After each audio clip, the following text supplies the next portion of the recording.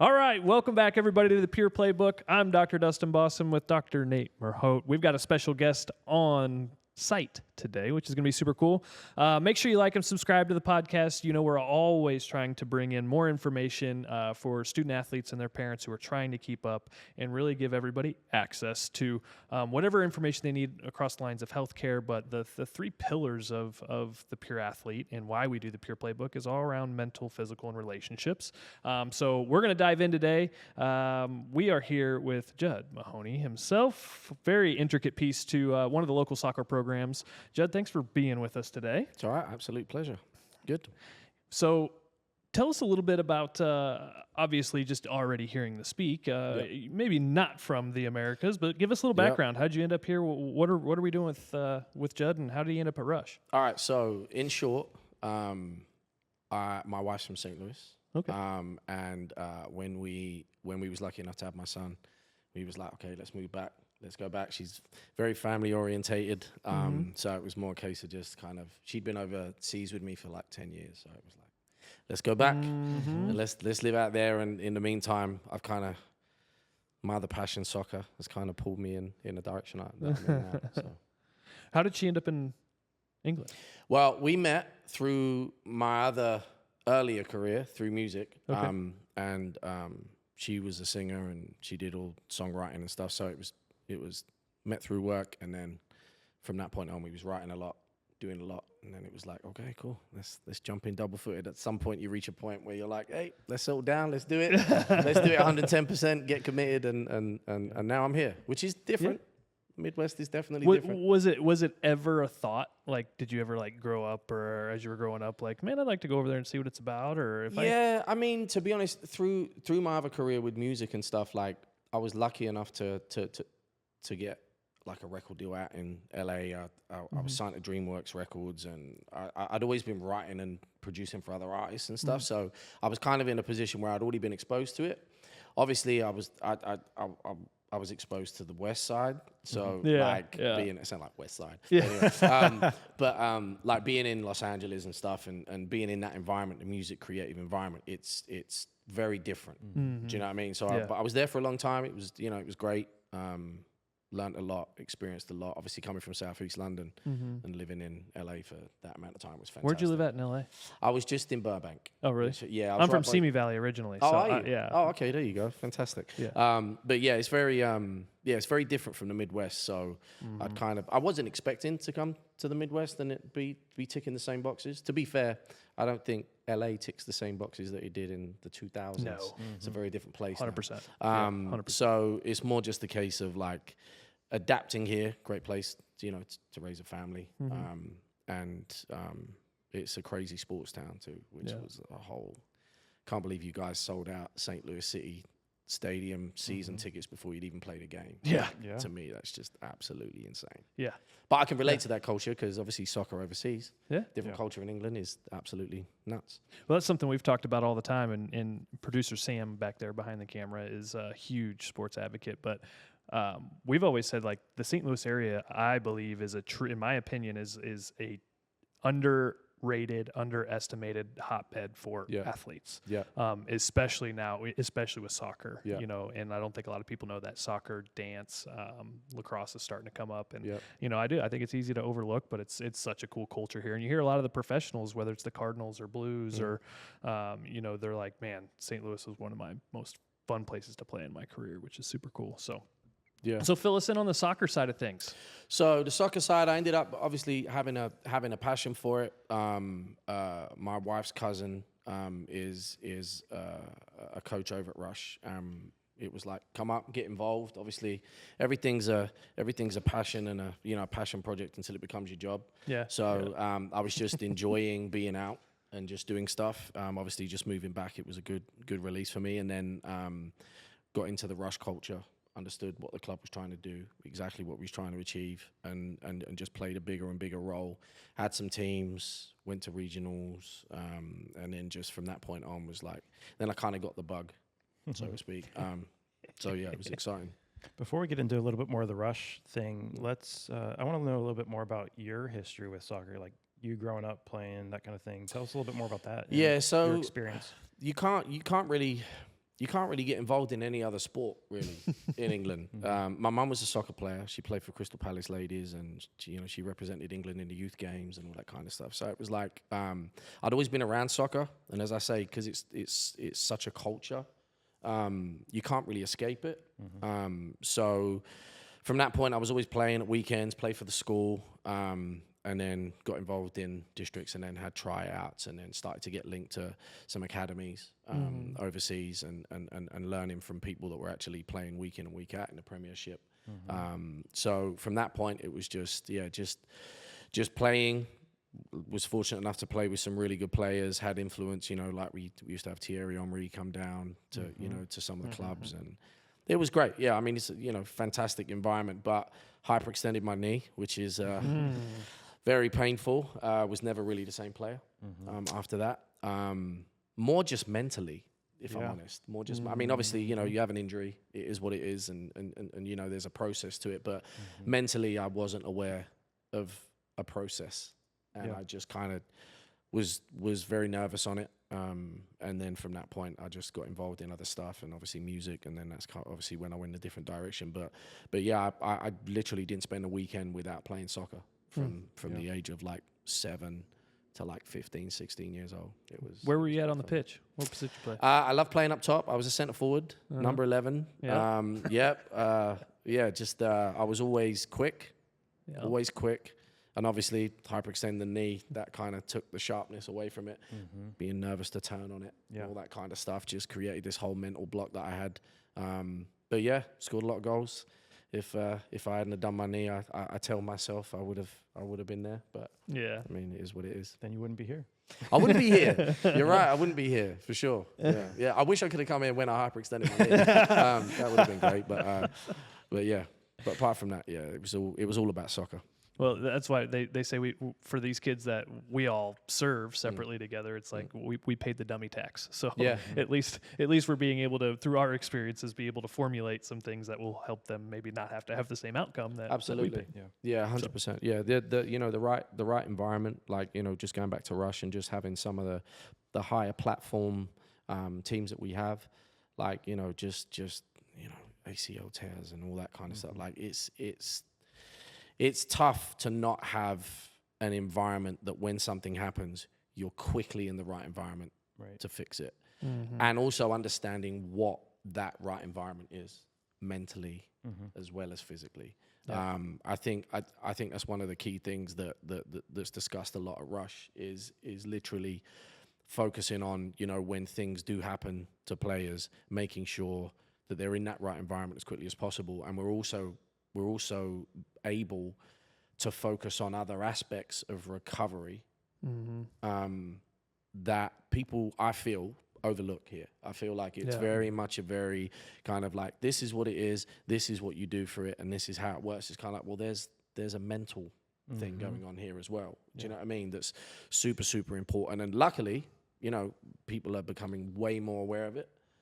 Just the mental health aspect of sport, and whether it's recovery, whether it's success, whether it's failures, just that whole thing, and that can all be surrounded by an injury. So obviously it's great that what differences do you see from where you came from, like England, and you playing? Obviously you said the mental block was kind of a thing for you, and maybe you did or didn't have access to the resources that you should have at that time. And then what you're trying to bring possibly to Rush because of your experience, as well as what the difference is over there versus over here.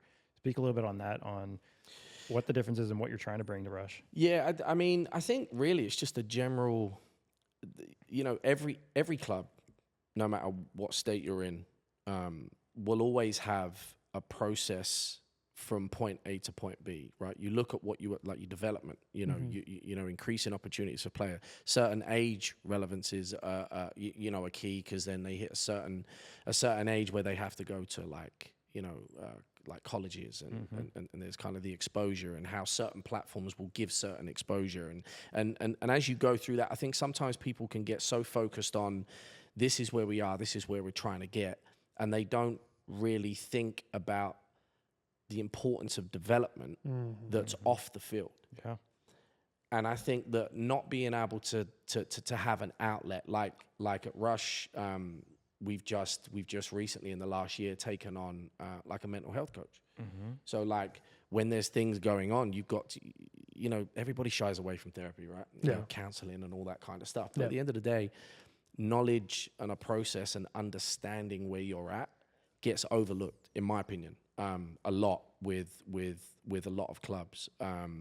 Obviously in England, it's slightly different. There's a guy called Bill Beswick who's a speaker, who's a motivation guy, and he's been involved in the English national team. He's been behind some of the best players in the world, and just the thought process that he helps encourage in players that transform how they apply their skill set to the field.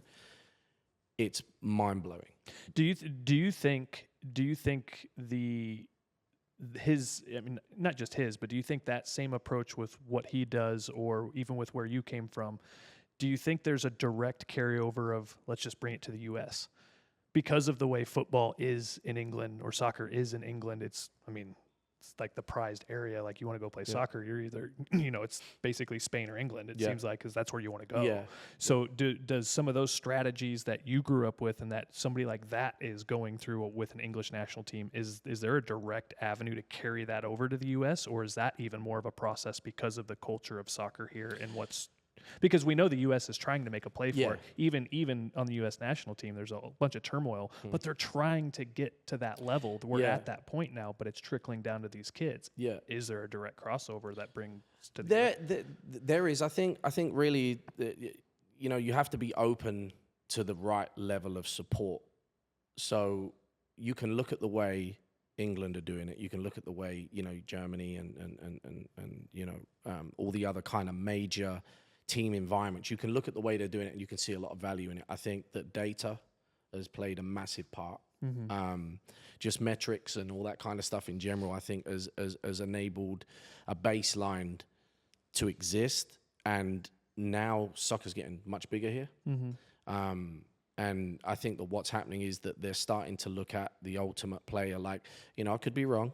I haven't been here that long, but my first impression has been, it's being an athlete and being a big player and a big strong guy. Like, I feel like that's been the American way.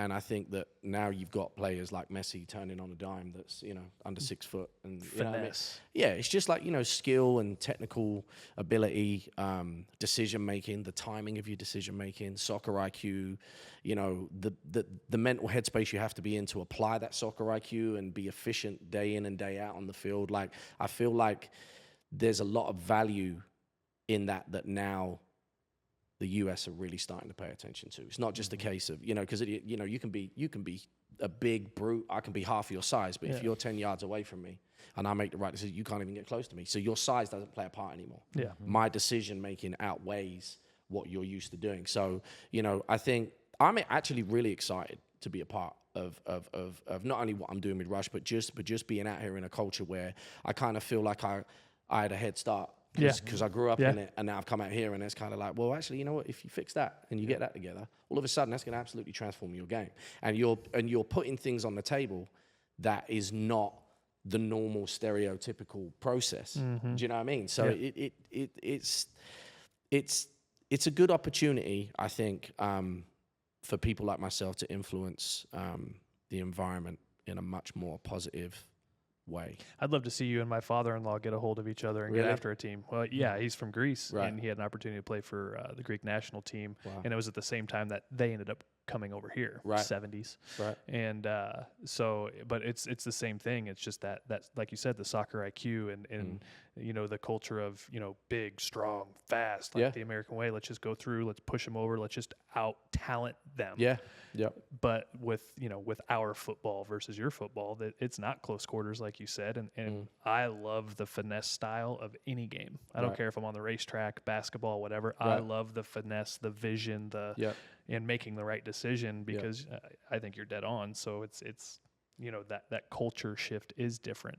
Yeah, well, soccer IQ in general, translate to any industry as just being smart. Do you know what I mean? So if you're in a position where you instinctively react to certain situations on the field very efficiently, like older players that don't have, you know, I mean, like I did a thing a few years back in Glasgow, where we went to Celtic Park and we was watching older players play, like old retired players. And even though they're up against young guys that are big, very strong, you know, very quick, just the positional decisions from older guys that have been doing it a long time, just like they're always in the right place at the right time. Yeah. Always in the right place at the right time. And I was watching a player called Henrik Larsson play. And using half the energy.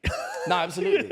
Yeah. But Henrik Larsson, you know, he used to play for United. He played for Celtic, and, you know, amazing soccer player.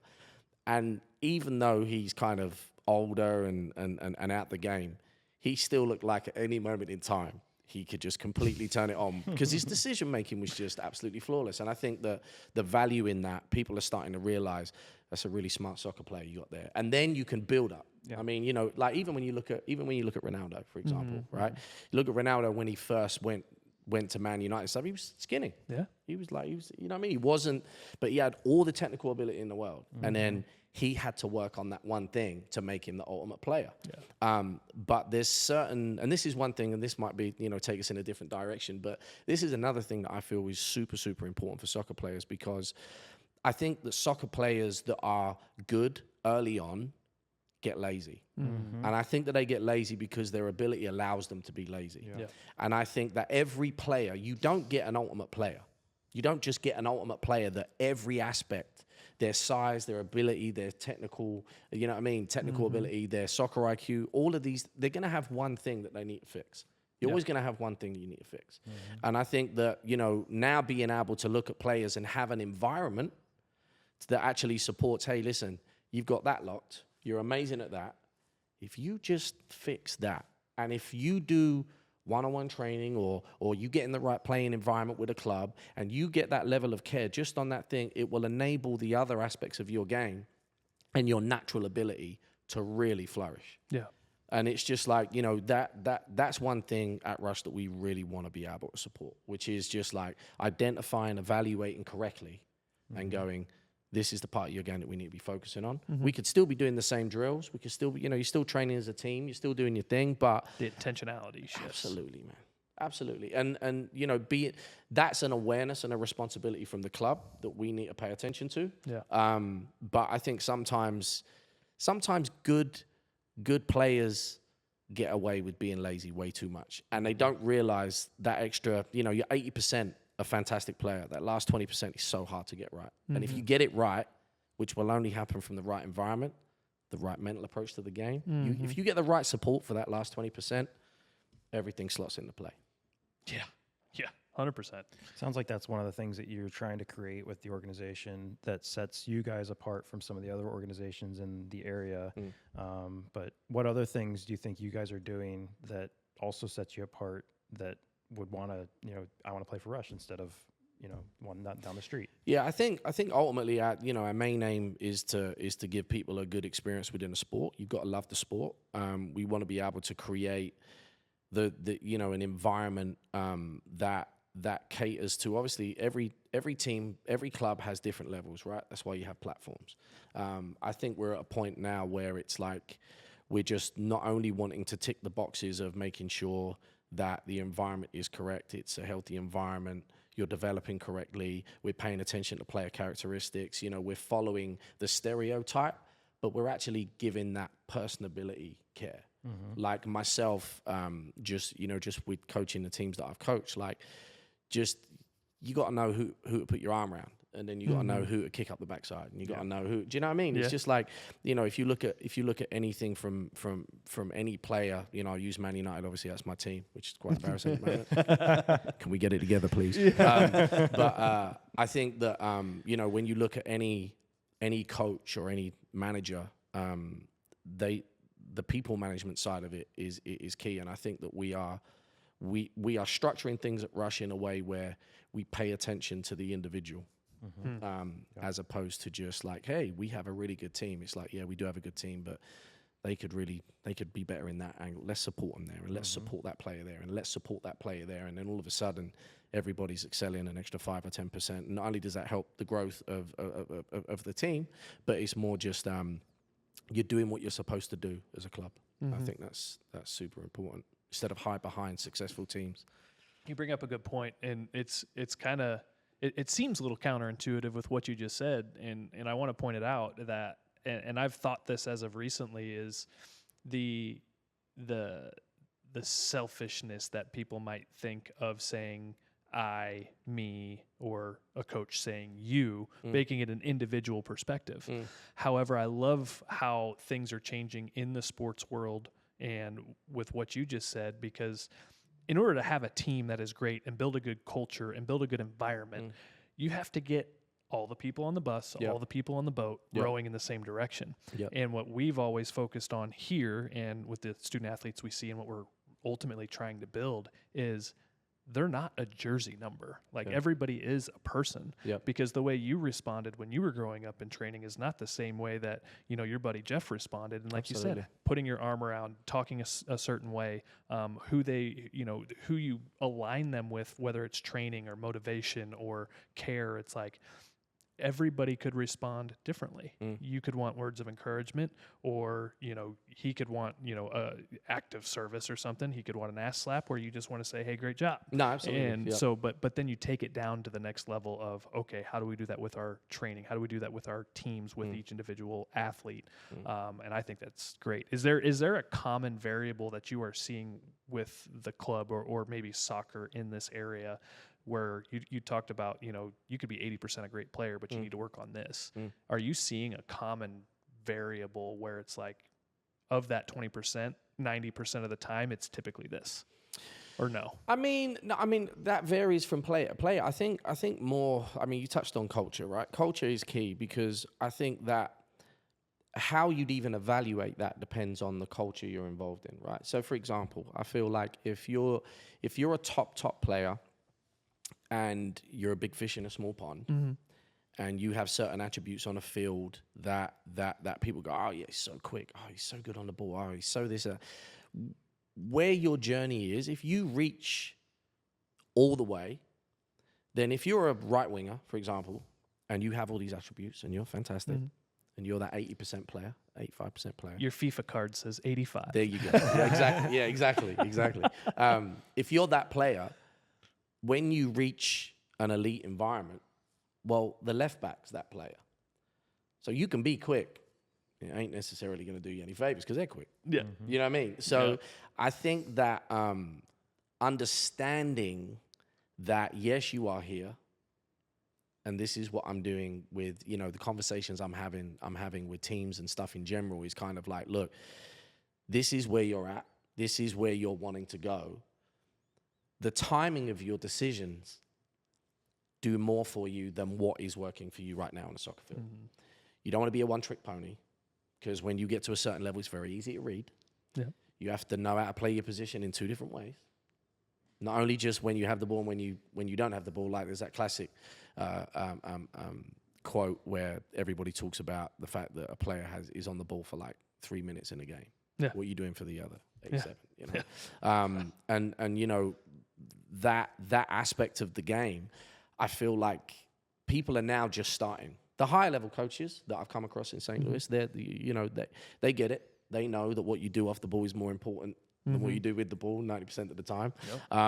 And just being accountable, I think that's something else that but all of these things are creating that culture. Yeah. All of these things are going back to that. So I think your baseline of what you're trying to build as a culture, getting everybody on the same train, explain, you know, even transitions between 7v7 and 9v9 and 9v9 to 11v11, like understanding what that process is. Everything's so accessible for people nowadays. They just want a quick fix. Yeah. It's like, I want this to be happening now. It doesn't happen here, but it happens over there. So I'm now going to bail over there. And then they go over there and then they're like, oh, we've, you know, frying pan to the fire. Yeah. Oh, we thought he was going to fix it. Now it doesn't. And now we're a year behind because we've jumped into a worse environment. I think that works against the development aspect of soccer here. Yeah.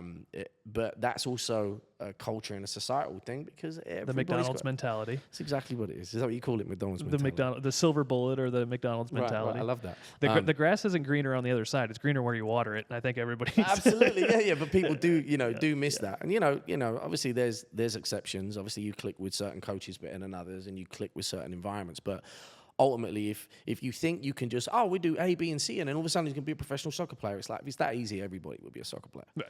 Do you know what I mean? It's not, that's not how it works, you know? Well, on that, I'm going to transition this a little bit, and because I'm going to use the quote you just used. They're on the ball 3 minutes of the game. Yeah. What are you doing for the other 87 plus? Yeah. Okay. Well, you could also say, and so we're going to shift this into the resources side of soccer and what we're all trying to do here and what you're trying to do with Rush. Yep. So they're also on the they're on the pitch for 90 minutes at a time, maybe 2 or 3 games a week. So, call it they're on the pitch 4 hours playing. How many hours are they not? And what are they missing out on? What are the resources that you're trying to bring? What are you trying to bring to light in that same respect of you're only between the lines 90 minutes at a time? Yeah. There's so much more time in the day where there is practice, but even practice is another 2 hours. Yeah. So now we're at 3.5 hours of time during a week. What are you doing with the rest of the time? What do they need to be focusing on off of the pitch? I mean, general health and just fitness, I think, is something you can be doing at home. I think that most coaches, most good coaches, pay attention to making sure that players have homework. I think one of the hardest part is to make a player understand the importance of that, of doing stuff at home. And actually living, breathing, walking, talking, being a soccer player. You can't just, turn up and, there's that whole kind of when you turn up, you got to train like you play a game.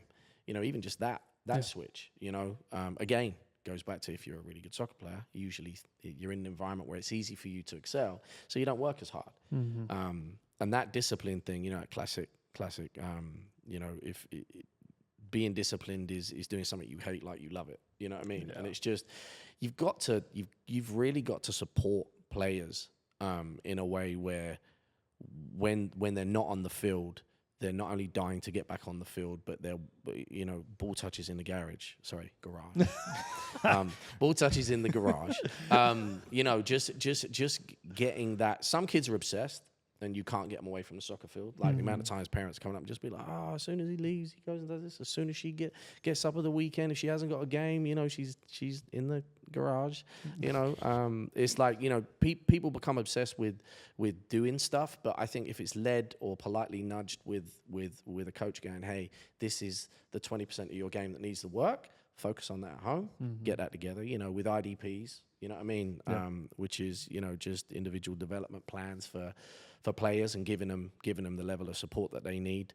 But yeah, it's super important for people to feel that, or to not feel, but understand that you don't have to be on a soccer player to be improving as a soccer player. There's a lot of stuff you can do at home, especially when you get older. When you're playing kind of ECNL levels and all that kind of stuff. Health and what you eat and all those aspects of it, and that even helps with injury. Do you know what I mean? 100%. So yeah, I mean, there's a lot of variables to it, but I think just having the support in all the right areas, which I think clubs are really zoning in on now. Yeah, they're really zoning in on not just listen. You have to be great, and what you're learning, you have to be effective and apply it on the field. But there are different levels here. Yeah. And we need to be able to accommodate the lower level just as much as we accommodate the higher level. And this is how this looks. And get out ahead of it and communicate it so people understand it, so they're not guessing and going, is this kind of because this over here and this, that? You can become a busy fool with too many options. And really, it's hard work that gets you where you want to be. You know what I mean? So, yeah. But yeah. There's I just love how you keep bringing back the process. There's a process to everything, and it's not leaving any of them behind, because while they might be at a club and they might be at a lower level, and you talked about the ECNL teams and things like that, it's like there still should be a process of this is how you get to that point. Yeah. If you fall here and you want to get there, do that. If you fall here or wherever it is, but also the resources are the same and not dictated that because you're not on this team doesn't mean it's any less important that you do those things or have access to those things. Because I've seen a lot of that with sports programs and with my come up, and I don't know if it's changed yet. I think it's something that is like you said, being focused on now, where it depended on what level of team you were on, depended on what access to resources you got. Yeah. And I feel like that is something that Rush is doing a great job on right now. Not that they were trying to do the negative of that before, but just realizing like we want to have the resources for whoever comes in here and start to do this at this level versus the McDonald's. Yeah, absolutely. I think one of the biggest misconceptions with all of that is understanding that no matter what level you're at, you have to be aware of the modern game, right? It doesn't matter what sport it is, but obviously we're talking about soccer. But you have to be aware of the modern game, and what comes with the modern game comes an understanding of what you're trying to do. Now, a certain level player will apply what they understand differently to another level of player. So if you're very good, then what you're learning, you'll apply it fantastically. If you're a lower level player, the importance of understanding it is still the same. The value in that is still the same as the higher player. But how you're applying it need a little bit more work. And your environment has to cater towards that, as opposed to just like, because then you just write off people that want to enjoy the game and want to, but we still have a job as a club to be like, this is what you need to understand. You need to understand the game. This is how it is. And you've got to get better at applying your knowledge. Practice makes perfect, right? It's just all the more reason to be doing more stuff at home. Yeah. But I think that's one of the, I think clubs have to have the patience as well. Like, I think that, certain environments in England, you wouldn't be in certain environments unless you could play a particular way. Whereas here, you can go and play for a club. Obviously, you won't be in certain environments as far as being an ECNL player or an MLS Next player if you wasn't applying it at the level you need to be for that environment. But I feel like it's very easy for people to kind of just get lost in, I don't want to say delusion, but lost in a, this is where I think this player should be, so I'm now going to go here because it looks like that could be the thing. Completely misunderstanding the fact that you're not learning enough of the modern game. You're not understanding it enough. Right. Do you know what I mean? Like, just becoming a busy fool, there's so many options, there's so many different environments, and sometimes you got to look within and just go, actually, where am I at as a player? And if you don't have the environment that helps you understand where you are as a player, it's very tough to find your feet and get a baseline of what direction you need to go, and you just end up going in all directions. It's like a firework. You just explode with all this motivation. Right. Incredible amount of naivety, no structure, no process, but I want to play soccer. And it's kind of like, well, yeah. There's still plenty of professional athletes across whatever sport who were not on a nationally ranked team. Right. And so I love the perspective that you bring too, and the grass isn't greener on the other side, because you could make a move thinking like, oh man, they're always at the top of their game. They're always this, and they have all this funding and whatever, their fields, their resources. And then all of a sudden, if you don't have that recognition of what is true or what they even need, you don't even know what they need over there. Yeah. So being able to honor who you are, what you are, if you are that great player, great. But it's like, there's a reason that Messi or Ronaldo didn't swap onto opposite teams during their prime. I'm not even sure they're out of their prime yet. Right. But it's like, when they were all making the moves, why didn't they pair those two together? That's not what that team needed. So also don't get into the delusion of like, we can go wherever because he is or she is that good. Yeah. Because that team might not need that service. Absolutely. Yeah, 100. And you know what? It's interesting because we've had a few players come out of Rush and go to City, right? And there was some other good players that also went to the tryouts that didn't get a look in. And it's not because they wasn't good enough. It's because they didn't fit exactly what was required. Yeah. If you're looking for a strong midfield player and you're looking for a strong forward, you could be a defender that is more than capable of playing at that level, but that's not what they're looking for. Right. And I think that's also a level of understanding that people need to know, because if I've got like an 09 player who should be playing at a certain level, they've tried out, it didn't work out, they haven't got the support to understand that actually, Like, it's a good experience. Learn from that experience. You'll get another one. Just didn't work for that. Now, there's so many professional players that play for the environment that they're in because they fit that environment, as opposed to they're never not good enough to play in another environment. They just play in that environment because that's where their skill set is required. And it's interesting that a lot of people kind of overlook that. It's almost like it's only ever 2 levels deep. It's like, hey, I tried out, I didn't get it, I'm not good enough. Like, whoa, hold on. Like, that is not it. You're a phenomenal soccer player, just didn't work in that environment. And look at, we keep talking about Ronaldo and at that level, but let's use him as an example. He went back to Manchester United, didn't click with a coach. He was even subbed and pulled off games, and then walking down the tunnel, not happy. And like, it doesn't mean he's not a good player. It doesn't mean he's not good enough to play for Man United. I mean, look what he did at Man United. So it's just, but I feel that we need to do a better job as coaches to actually encourage the experience of those environments and use it, because when you fall in the right environment, it clicks, it works. Doesn't mean you're not good enough just because it didn't work out at that moment in time. That's across the board in any sport. I mean, you look at players that switch teams all the time, and you're like, it's a great player. You like, they're number one in their position, and then they go to a different team. It's like, what happened to them? No, absolutely. You never hear anything about them again. It's just because the environment was not right for them. The team did not mesh to have that position or that player to play for their sport. But also, like you said, knowing that the mental component of that, if that does not work out, or you're trying out, you don't get the position that you were trying out for, it's not the worst thing in the world. Learn from that experience, and then the other opportunity that's going to come your way next, that might be the right fit for you. Yeah, and so just I agree. Addressing the mental component of that, because that can bring someone way down, and they just never get back up to that level of confidence because they didn't get the position that they were originally trying out for. And confidence is everything. Confidence, comes from mindset, how you approach certain environments. Some people thrive on stressful environments and pressure. Some people don't. They're still the same player. Yeah. You know what I mean? It's just like, it just depends on how you look at it. Funny enough, actually, just a story off the back of what you're saying. There was a player at Rush who he's at City now, and he ended up going to one of the big colleges, because you guys out here with this college stuff, like, it is huge. Yeah.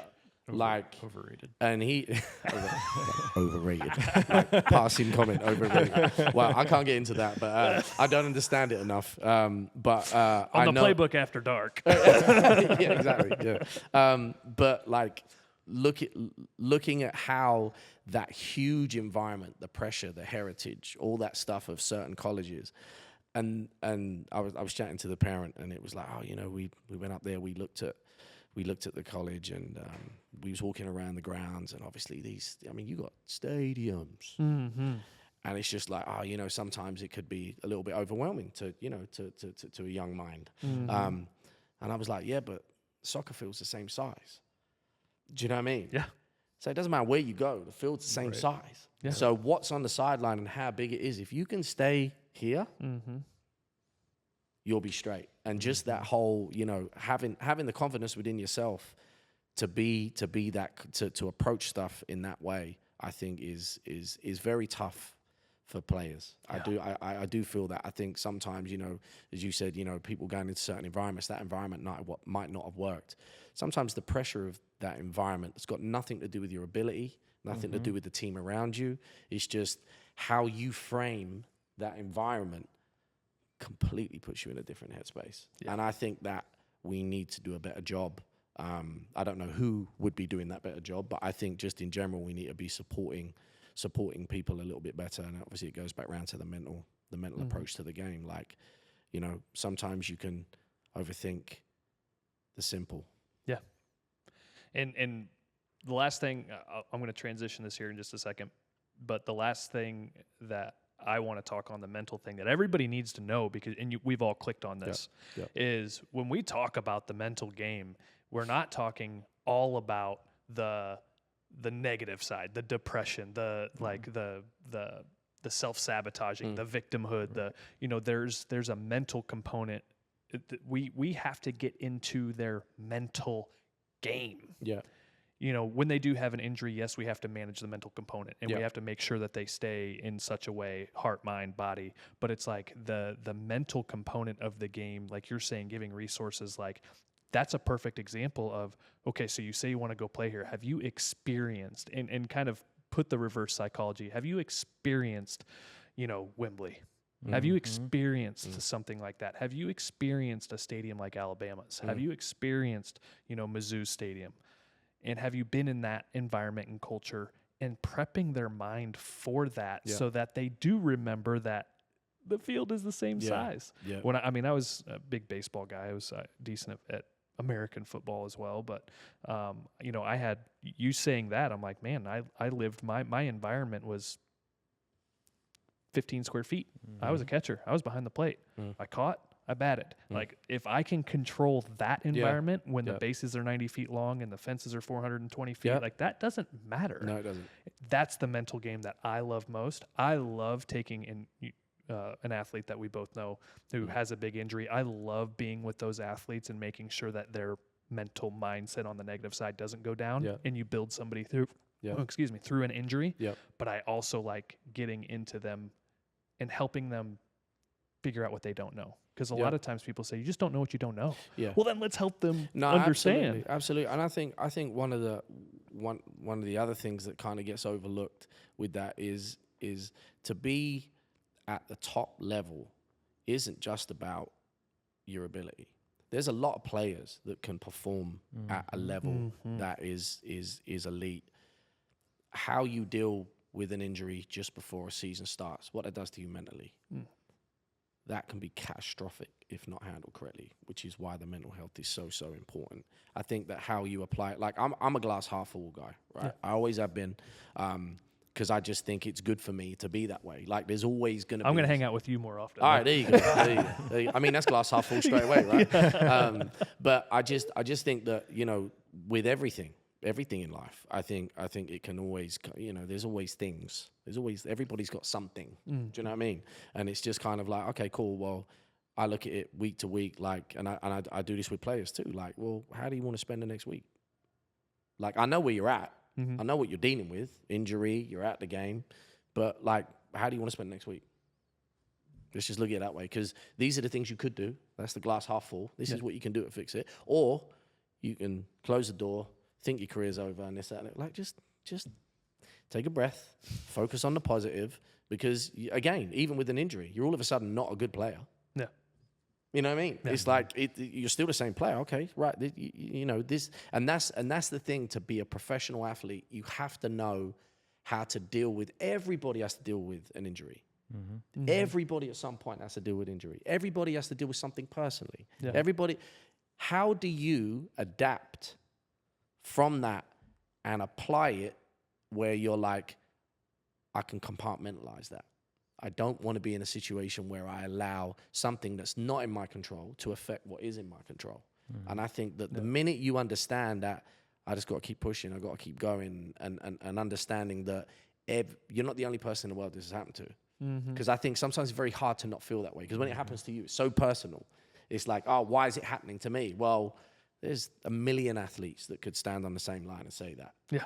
But I guarantee the ones that are at the top of the game that bounce back from an injury like that, I guarantee their mental approach is way different to how you're dealing with it right now. Right. And it's not your fault, but we have to be able to support and facilitate that, and have that personability, and just level of care. Yeah. You've just got there just has to be a level of care. What's tough for some players is not tough for others. Understanding who they are and how to help, depending on their characteristic and the type of people they are, type of players they are. Even their environment when they leave the field can play a part too. You know, this is why it's so important for parents too. To when kids are even just talking on a winning and losing thing. Just when games don't go their way, like that level of conversation in the car on the way home needs to be supportive. Like, hey, I love watching you play. Yeah. Hey, I love watching you play this game. And yeah, I know it was a tough game today, but man, there was some really good stuff. And sometimes the parents are just Yeah. Way worse than the kids. Yeah. It's like they're kicking water bottles on the side, they're throwing their hands up, the car, you know, the amount of times that I've had kids sit in a car and just scared to get in the car on the way home because they lost 4-1. It's like, well, it wasn't a 4-1 game. Yeah. And what you did was absolutely like focusing on that glass half full. You got to focus on what's working, and eventually it all connects. You get there if you have that mentality. That You know what I mean? mental resource that you said you guys had at Rush Now, you should just book their schedule full of just the parents. Oh, I'll tell you what. Just reverse it. Yeah. This guy, they're not here for the kids, believe it or not. We brought for you guys. Yeah. Well, I mean, funny enough, you're saying that. You know, you're highlighting these things. We also know that it's nature of the beast, right? It's it's not going to change overnight. But we've also got to do a better job in youth sports in general to actually help the parents, because they actually don't know either. Do you know what I mean? It's like, if they don't understand it, they're just like, well, hey, how's this not working? How's this team lost these 3 games and that team's what? Like, they actually don't understand. Yeah. So we have to do a better job in youth sports in general, just to educate the parents and just be like, look, this is how it looks. This is kind of what's normal. This is what's not, and it's about the kid. And sometimes the parents can make it about them. Sometimes coaches can make it about them too. Yeah. I've stood on the sideline and heard some amazing comments from some of the coaches, and I'm just like, wow, like what is going on? Yeah. So I think that it's getting better. I think it will get better, and the support will be in the right areas. But supporting parents too is we have a YouTube channel at Rush where it's it's me just talking about how to deal with being a sub, how to deal with being a soccer parent, how to deal with this in the game, and we're going to keep building it up, because it would be really nice for parents to be driving up to Kansas City and be in a position where they can listen to it. Like, let me give you some ideas on how to deal with being a soccer parent, because nobody wants anything better for your kid than you as a parent, right? But how you translate it can be positive if it's translated this way, or it can be negative this way. If you're that invested in making sure your kid gets to where you think they want to go, then it's these kinds of things that you will listen to make sure that you have the resources to get them there. Yeah, absolutely. If you think you know everything, you'll never learn anything. Absolutely. Nor will you be able to teach it, especially when it comes to your kids. Yeah. And that's been a very humbling thing for me, and something that I've always kept into light. That quote is probably one of my favorites, is if you think you know everything, you'll never learn anything. Yeah. And especially now having 3 kids and trying to build up student athletes and providing resources, just like you're saying, it's like being open to that, but taking in the resources that are only going to help you. But when it comes to your kids, it's like, I 100% agree.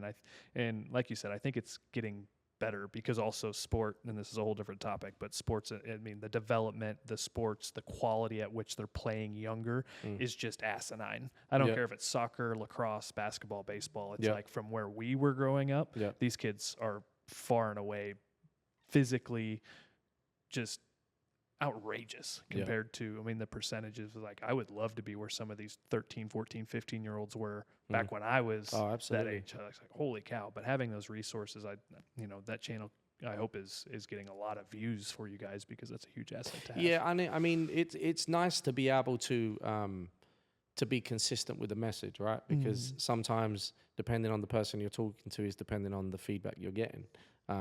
Because each individual has their own agenda or their own kind of process, and it's nice to just lay out some basics and just show that level of support for not just the kids, but for the parents, because once they understand it, it's actually a more enjoyable ride for them too.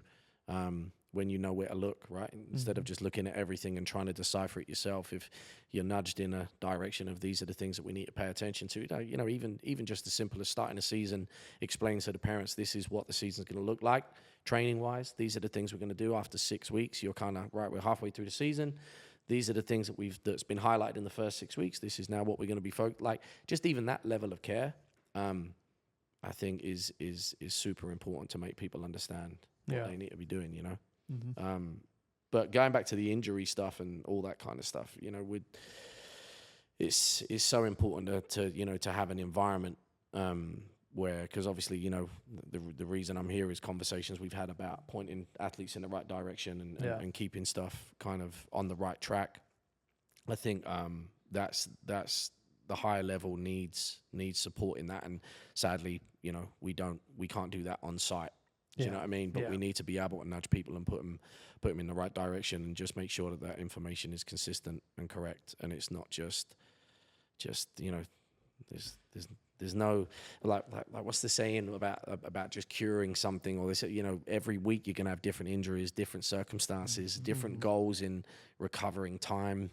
As far as we want this done in 4 weeks, we want this done in, and just having that honest level of care, I think is something that we want to be at Connect Dots to as well, like from a club perspective, which is why we're out in the community and making sure we're connecting with people like yourself. Yeah. Yeah, well, we appreciate that, because it is big for us. When we started, when I kind of had this brainchild over the past 5 years of, the pure athlete and what it stands for, and giving care like the pros to the kids that need and deserve it. And no matter what, sport they play, being that resource to where even if we don't have the resource, and we say this all the time on here, is if we don't have it, we'll find it for you. But your idea of having, you continually say level of care, whether that's healthcare or talking to your parents on the team, or talking, like, there's a level of care, not meaning health-wise. And I love that, because that should be consistent across the board.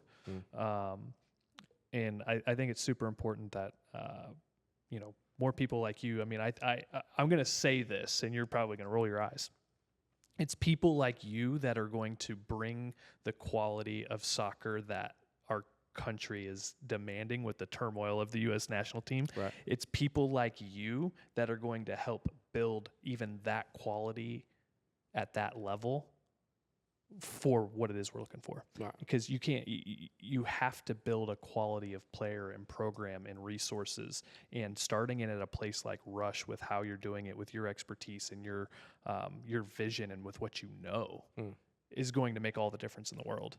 Well, yeah, I appreciate that. I mean, it's not easy making adjustments in any environment, but I think it's really easy if it makes sense. Yeah. You know what I mean? And I think that, luckily, I'm because I'm fortunate enough to be in an environment at Rush where they are pushing the bar all the time. Yeah.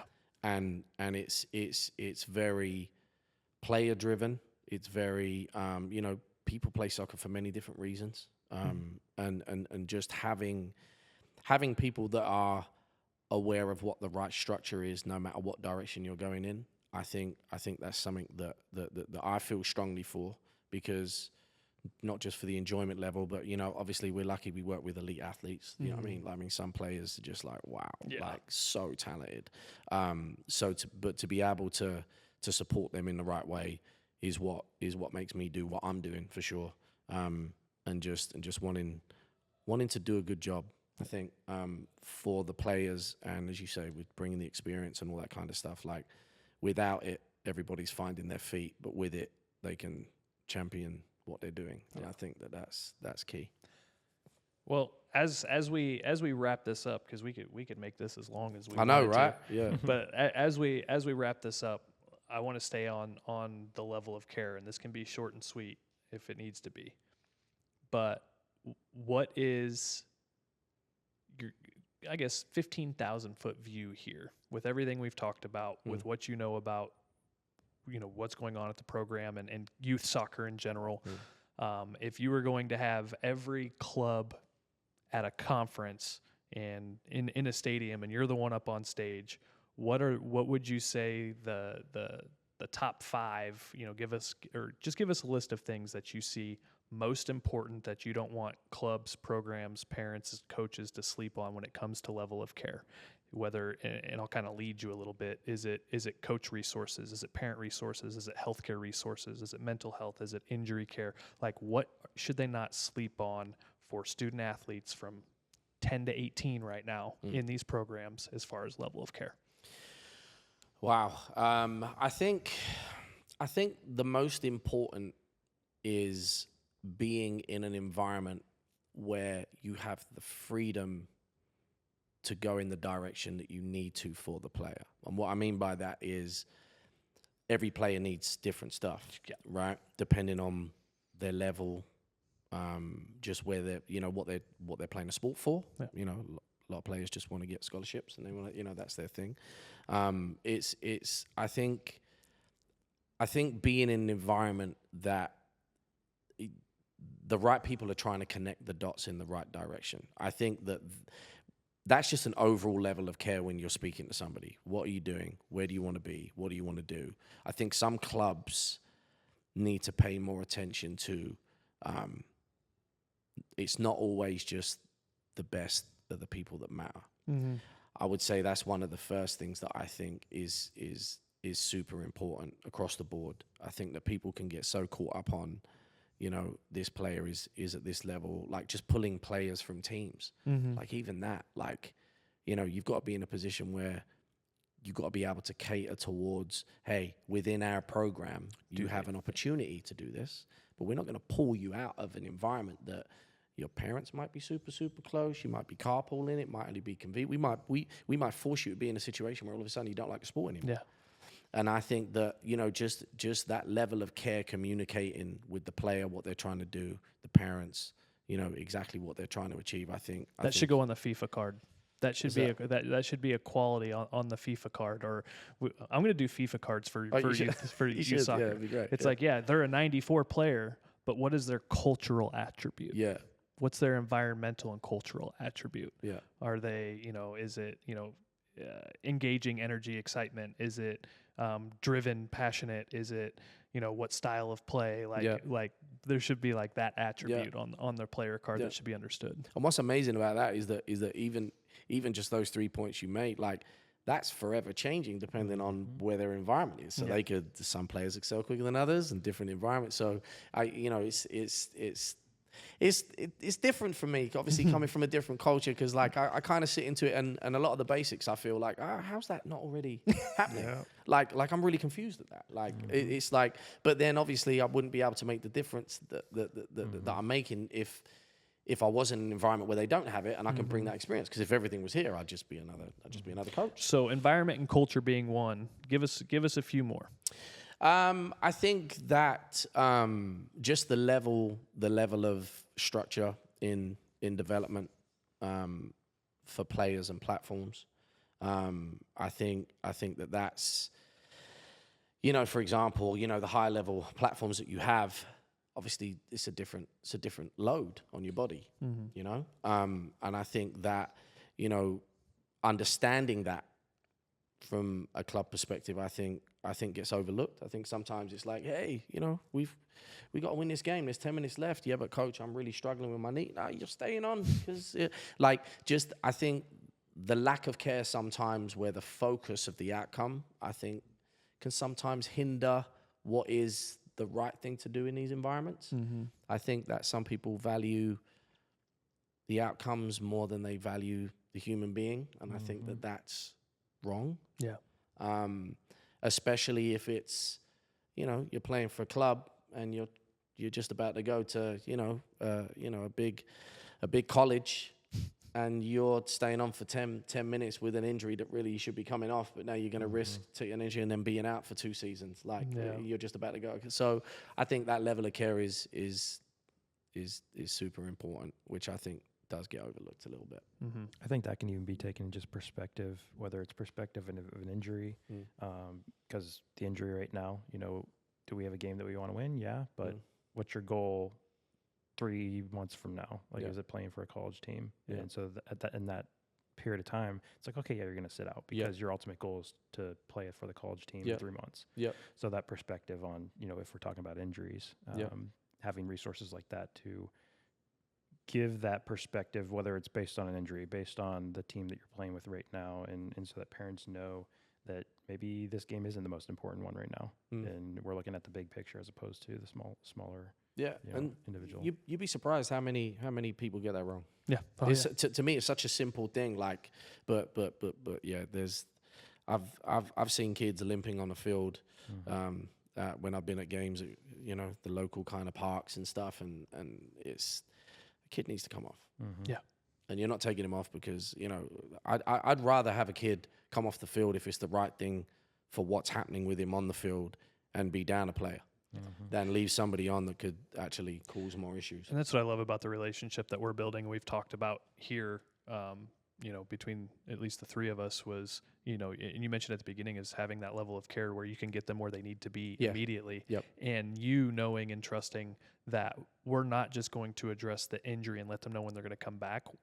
We as healthcare providers with these injuries, the most important thing, and I can't say I'm the only one, I would confidently say I don't think enough doctors are doing this, that we are taking into account what is his goal, how old is he, where does he play, what's his goal, and if it is that level, giving them the honest, like, okay, here's the realisticness of this injury and with your goals and how that all coincides. So you could be going to State Cup next week. However, in August, he's going to university, or maybe he's going overseas to do a tryout at an academy. Here's the realisticness of this injury. Here's where you can take it. Could we clear him for State Cup? Yes. Here's what to consider going forward, and having us also in your corner be like, what do you mean he can't play? Jud, here's the deal. Now you and the parents get to make a decision based on, and if they can't play, they can't play. Then we just make that call. But I think that is that trust component and that level of care is super important for any club across any sport. You know, going back to your initial question about like being in front of everybody and putting forward certain things and what would I say? I think that's a huge point, because I think injuries are more than one level deep, and I think that injuries are always, well, a lot of the time they're dealt with as a one level thing. Like, this is what happened on the field. It's a very bad challenge, and this is the injury. And it's kind of like, okay, well, how come some players can deal with that kind of impact more than others? Where's the baseline for the player? Do you know what I mean? And if you understand where loads are, and you understand and that extra level of care, you can limit the risk of injury. And this is something, funny enough, I was actually talking to a colleague of mine the last couple of days about just the capacities of players and having late nights and things you're doing off the field, how that can affect your mood. Like, if you're in a better mood as a player, there's less risk of injury. 100%. And so there's all these other variables that can affect you as a player that I would be telling everybody, you got to pay attention to more than just what's happening on the soccer field. You got to pay attention to these things because they will affect players. And knowing when to connect the dots and how to recover, I think is so important for players. And I think that their hunger to be out on the field as quick as possible can cloud the sensibilities that you need to maintain a level of health with a player. That's a big thing with head injuries, where you sustain a head injury and your level or chances of sustaining another injury that's not a head injury, so like an ACL or MCL tear, goes sky high. And you may be cleared for your concussion protocol, right? But your risk for the other injuries is still there until you basically, you can. So how would you suggest then? I have a question for you. How would you suggest, like, a perfect, if there ever is such a thing, but a solid professional process to get an understanding of where a player is straight out the gate? Once you hit a certain elite level, or you're playing at a certain where the load is quite tough, like, what would you suggest would be a baseline of an approach throughout a season to stay healthy and injury free? Well, I think you said it is the baseline. Right. So every player is different. So the baseline for each. Did he really just ask us that is question? Going to be different. I love it. So it's like I don't think anybody. I never planned on anybody ever asking us that question, and I love it. But not enough of that is being done, and that's one thing we're trying to solve for here, is that if we can have a baseline, and not just an athletic baseline. We're doing concussion baseline, so you get the mental component, you get memory recall. So a baseline is a baseline. So when we're doing those tests, we're saying, we don't care how you perform on this. So don't try. Try to do your best, but like, if you do bad on this part, it's okay. That's your baseline. So then when we retest it because of your injury, we're going to know if this part of the test was affected, and we need to focus on that from a rehab standpoint. But I guess to answer your question a little bit more straightforward is, yes, we need a concussion baseline. Anybody that's playing a contact, even technically a non-contact sport because you can fall and hit your head or fall and have a whiplash injury and still sustain a head injury. So that's one of the big ones I think is definitely needed is a concussion baseline. And then some type of movement assessment, whether that's the technology that we've done in our office. There's tons of different movement assessments out there that can give you a good baseline. And even kind of give you a little bit insight on if someone's predisposed to a certain type of an injury, so that you can attack that huge from that standpoint. And I think, so in my opinion, very humbly, I'm going to say I wish I was the best marketer in the world. Right. Because I honestly think we're at least onto something as far as that answer. The baseline is huge. You have to understand, one, what is that person's intentions? So we have an evaluation that we do in the office that includes a concussion assessment baseline protocol. Whether they've had one or not doesn't matter. A lot of these kids don't have concussion scats or anything done as a baseline. Then you have to do some sort of movement assessment, like we said. But we have data, and we use a technology to be able to literally analyze the data. You don't have to just take my word for it and look at the pictures and look at this angle here. It's like, no, there is data. Hard data. That here's the numbers, here's the velocity, here's the force, do the math. Here's what you're more susceptible to. That's part of it we do. What's the structure look like? What does these kids' structure look like as far as, what spinal anatomy, are there any curves? What's hip angles and femoral angles, and what does Q angle look like from hip down to knee into ankle? If there was concussion, the chances of having an ACL tear goes up exponentially. People don't know that. Well, what's that got to do with anything? Coordination, like these are all things that can be assessed and evaluated. And I think that should be the standard. The structural, physical, dynamic, all needs to be assessed with data, not just pictures, but data. And then you have a baseline, because not only are you exposing vulnerability to injuries, whether it's foot, ankle, hip, knee, whatever, heaven forbid that happens. Now we have a baseline protocol of there's a way to bring people back from injury civilian status. And then there's a way to bring athletes back to athlete status. A lot of these athletes are cleared on the injury side at civilian status and not being taken into account what their athlete status is, let alone their goals in the next 5 years. And the capacities between those two are quite considerable. 100%. So having an evaluation, a thorough evaluation, it's not just how they look and how they feel and if their spine's straight, it's literally the dynamics and lattice of all of it. And there's so much value there.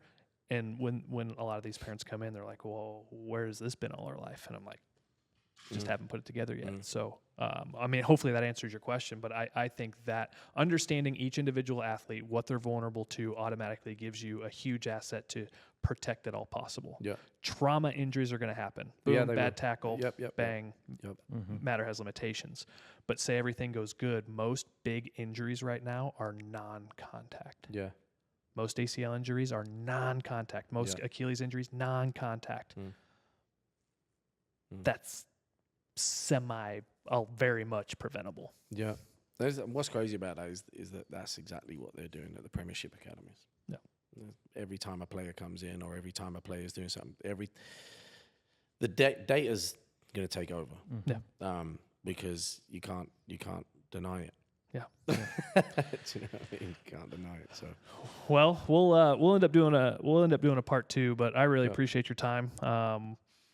Like I said, we can make this as long as we wanted to. This will be one of the longer ones, but I know there's a lot of value in it. And so as we continue forward, just let us know how we can be a resource for you. And if you guys have any questions, especially, if you need to get in touch with Jud on the rush side, let us know. Maybe we can connect you, or experience side. Take in all that you can, guys, because there's so much information.